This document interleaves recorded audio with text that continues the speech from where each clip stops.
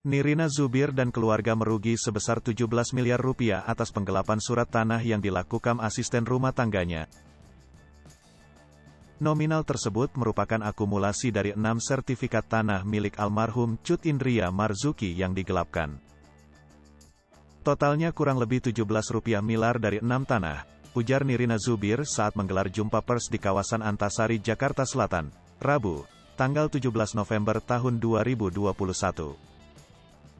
Nirina Zubir menangis ketika mengingat ibundanya ternyata meninggal dalam keadaan tidak tenang karena asetnya digelapkan oleh Art.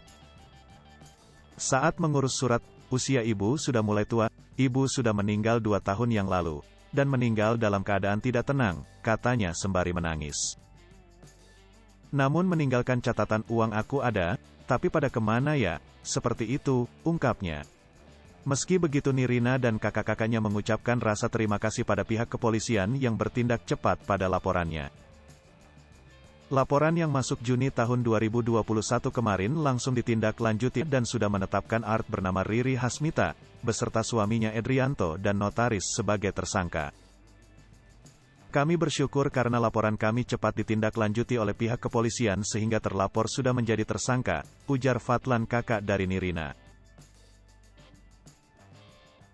Hai pemirsa Sri Popo TV, jangan lupa komen, like, dan subscribe, serta tonton terus berita-berita terupdate lainnya ya.